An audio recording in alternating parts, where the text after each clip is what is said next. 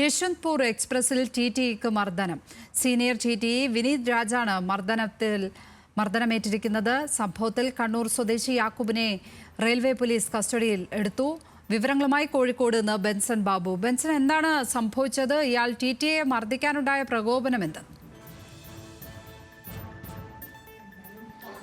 ലക്ഷ്മി പത്മ സൂചിപ്പിച്ചതുപോലെ രാവിലെ 7:30 കൂടിയാണ് ഇത്തരത്തിലൊരു സംഭവം ഉണ്ടാകുന്നത്. കണ്ണൂരിലേക്ക് പോവുകയായിരുന്ന യശ്വന്ത്പൂർ എക്സ്പ്രസ്, അത് കോഴിക്കോടിനും പരപ്പനങ്ങാടിക്കും ഇടയിൽ വെച്ചാണ് ഇത്തരത്തിൽ ടിടിഇയെ മർദ്ദിക്കുന്ന ഒരു സംഭവം ഉണ്ടായിരിക്കുന്നത്. കണ്ണൂർ സ്വദേശിയായിട്ടുള്ള യാക്കൂബ്, ഇയാൾ റിസർവേഷൻ ടിക്കറ്റ് ഇല്ലാതെ റിസർവേഷൻ കമ്പാർട്ട്മെന്റിൽ യാത്ര ചെയ്യുകയായിരുന്നപ്പോൾ സീനിയർ ടിടിഇ ആയിട്ടുള്ള വിനീത് രാജ് ഇവിടേക്ക് എത്തുകയും ഇത്തരത്തിൽ ടിക്കറ്റ് പരിശോധിക്കുന്നതിനിടയിൽ യാക്കൂബിനോട് ടിക്കറ്റ് ചോദിക്കുകയും ചെയ്യുന്നു. എന്നാൽ ടിക്കറ്റ് യാക്കൂബിന്റെ കയ്യിൽ ഉണ്ടായിരുന്നില്ല. ഇതേ തുടർന്ന് യാക്കൂബിനോട് സംസാരിക്കുന്നതിനിടയിലാണ് ഇത്തരത്തിൽ പ്രകോപിതനായിട്ടാണ് യാക്കൂബ് ടിടിഇയെ മർദ്ദിക്കുന്നത്.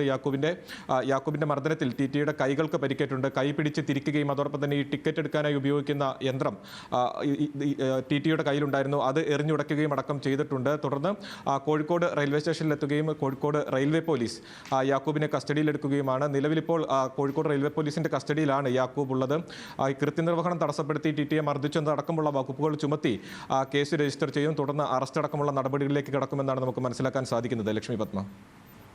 ബെൻസൺ ബാബുവാണ് കോഴിക്കോട് നിന്നും വിവരങ്ങൾ നൽകിയത്.